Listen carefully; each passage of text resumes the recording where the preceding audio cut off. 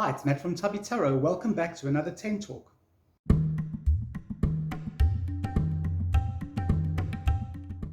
Hi, welcome back. Okay, so today I want to ask you, how do you mix up your divination techniques? Do you find that you can do this, or do you find it kind of confuses you? I know that many of us use oracle and tarot cards together. That's probably, as a cartomancer, the most common thing that you would do with your cards. Maybe you would use your oracle card as a sort of final card after you've done a reading, as a sort of almost like what I call a gift card, um, as a little extra something just to give your client. You would perhaps pull a oracle card. Or perhaps you would do one tarot card, one oracle card, one tarot card, one oracle card. Or within, say, a 5-card spread, you would use 3 tarot cards and 2 oracle cards.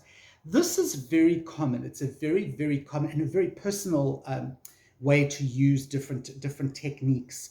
Or should I say different styles of cartomancy.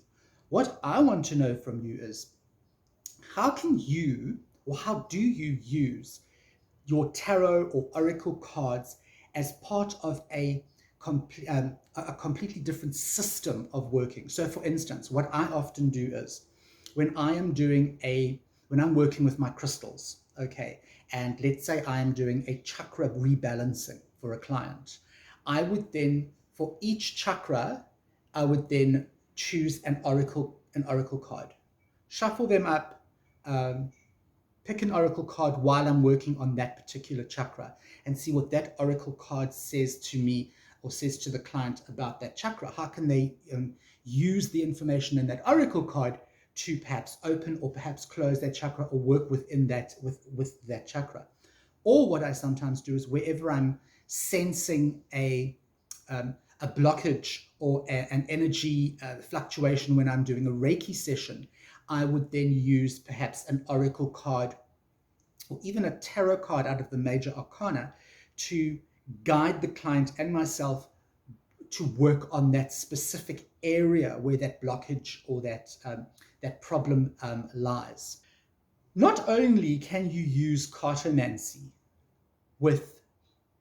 in a cartomancy system, for instance, oracle and tarot, or Lenormand and oracle, you can also use your cards when you're doing something like testiography. Now, testiography, for those of you who don't know, is tea leaf reading. So you'd pour a cup of tea, you'd sit with your client, you'd each drink your cup of tea, and then you'd leave a little bit of tea in the bottom of the cup with the tea grounds, and you'd swirl it, and then some people actually tip it upside down onto the saucer, and then they look into the cup, or they look on the saucer. Generally, they look in the cup, and they find patterns within the cup, and each of those patterns represents something, or it is interpreted in some way. Now, you could do that, and then at the end, you could perhaps look at doing a 3-card spread with your tarot and see how the two compare, or how the two strengthen one another. Okay, you could do that with oracle cards as well. What about palmistry? When you're reading someone's palm, what you could do is, for, let's say you do the fingers, the major mounds, and then you do the heart line and the lifeline. Okay, why not choose a tarot card for each of those areas on the hand, and use that to strengthen the outcome, the reading of the palm. Okay, there are so many ways that we can use cartomancy, to help us, or to enable us to go much deeper in whatever system of divination we are using. All right. The other way round also helps, where you would do your tarot reading, and then you could perhaps choose a crystal for that particular reading. Okay. Or you could combine 3. You could do a tarot reading. At the end of the tarot reading, you would then choose an oracle card. Okay. And then you could actually do a blind crystal choice. So you would put the crystals in a bag, and you'd root around in the bag, and then you would pull a crystal out. And then what you can do is, you can actually use the crystal meaning, let's call it a meaning, the meaning of the crystal, the meaning of the oracle card, combine those two and relate them to your tarot reading. Okay. Now, would this work with across the board with all divination techniques? You know what? There are so many weird and wonderful ways of doing divination out there that I don't think it will work with all of them.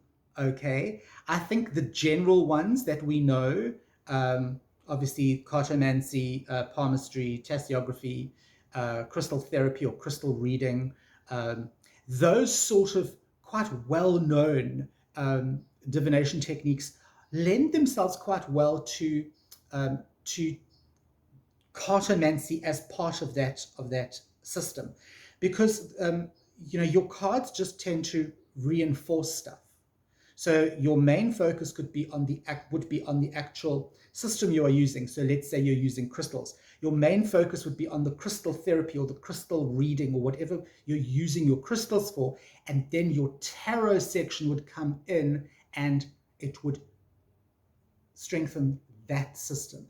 There you could do it the other way around. As I said to you, you could start by looking at using your tarot reading as your main system of divination, and then you could take those crystals and use them to come in behind that and strengthen the reading or add more information to the reading. Things like systems like astrology, and I'm trying to think of like the really big ones. Let's use astrology as an example. I do not believe that with astrology you could use tarot cards or combine astrology with a specific divination technique such as crystals or testiography. I think because astrology, and I am going to be doing a whole video on this, I think because it is such a unique system, I don't believe it lends itself to anything outside of it.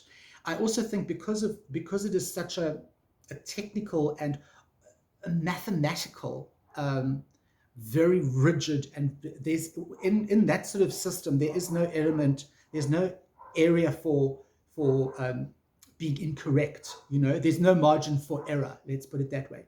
And I think within most divination techniques that we know of, the usual ones that I mentioned earlier, there is definitely not a margin for error, but there's definitely a margin for keeping yourself attached to that in a spiritual and an energetic way. And I think that is why you can use different techniques, because they all work on the similar principle, which is energy.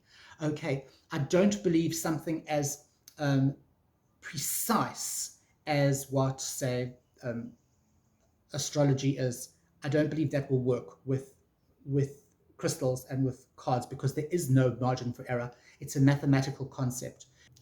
So, what do you think is the best combination for combining divination techniques? Which ones would you use? Which ones do you use? Or which ones have you used before? Leave a comment down below. I'm really interested in this one because there are so many different variations that you can come up with. And I'd really like to hear what you guys have experienced doing this. And if you haven't done it, let me know how you feel about whether you would like to try this or whether you feel it's an absolute no-no. Definitely not. I want to stick to one medium only, and that's what I'm going to focus on. Or whether you would like to perhaps dabble in this kind of joining up of two systems. I'm Matt from Tubby Tarot, and I will see you next Tuesday for some more 10 Talk.